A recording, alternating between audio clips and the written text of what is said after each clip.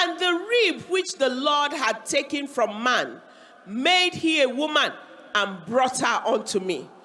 The kind of person you are is the kind of person that God will bring to you, the kind of person that will fit your kind of person.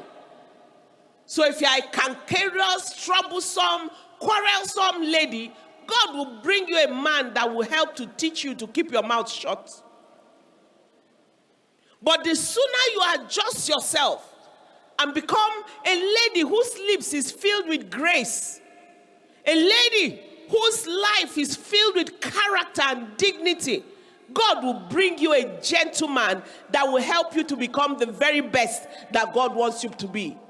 If you are a lazy man that wants to sleep all day and do nothing, and you think that God will wake up suddenly and bring somebody's precious daughter to your bosom so that she can be going to work and you can be sleeping in the morning, mind you, God won't do that. He won't want to punish any of his daughters because of your insolence and laziness. So be the best person you can become.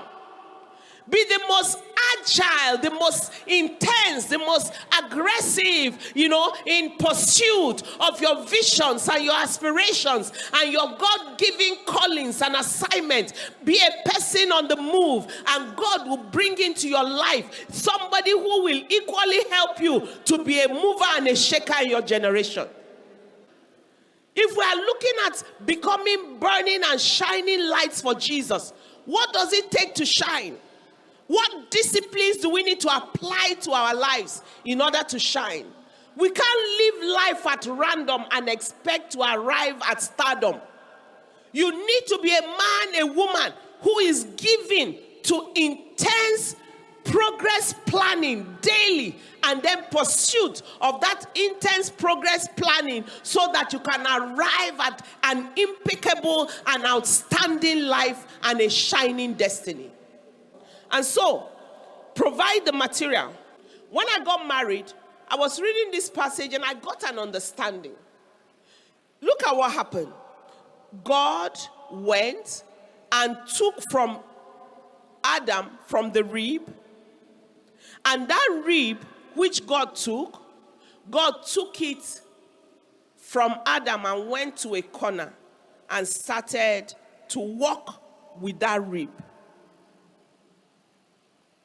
First and foremost, the man, it was sand.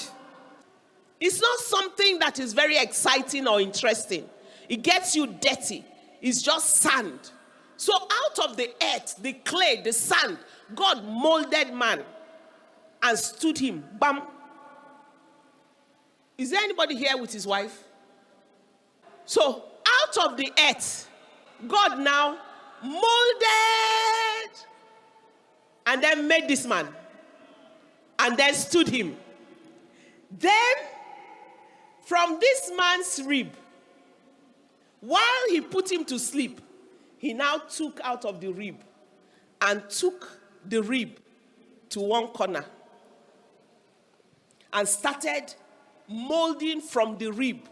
He added more ribs, added more bones, added flesh, and then made a beautiful finished product. This one was created from raw earth. That's why men are akruka. They are solid. Then he now brought this beautiful finished product. Are you seeing skin? Are you seeing heights? Are you seeing lusciousness? Are you seeing fineness? With hair, with pointed nose, very beautiful, and then brought her to the man. Then when the man looked, said, he's making guy, or he's putting his hand for you. Yes. Yes. He now looked, and what did he say? This is now the bone of my bone and the flesh of my flesh. The bone of his bones and the flesh of his flesh. Man was a finished product. Wife was a refinement of the finished product. She was God's exquisite creation to crown the beauty and the glory of the man. This is process. But this is what I wanted to illustrate. Remember this place where God took the rib to and was molding. This is where her biological father and mother were.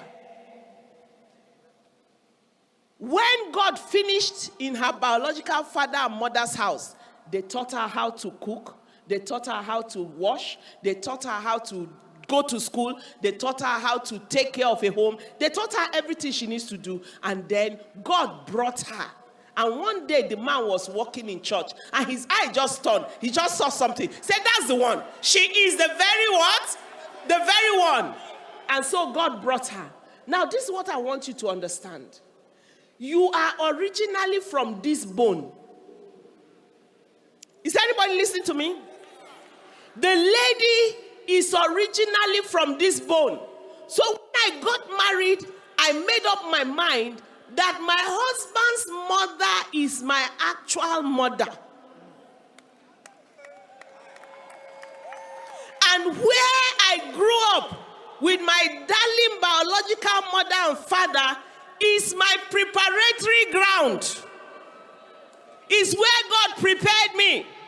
Is where he sent me to learn how to brush my teeth, how to bath in the morning, how to walk as a baby, how to dress, how to go to school, how to cook, how to wash, how to do all that I needed to do to make me and help meet for the husband that God was taking me to.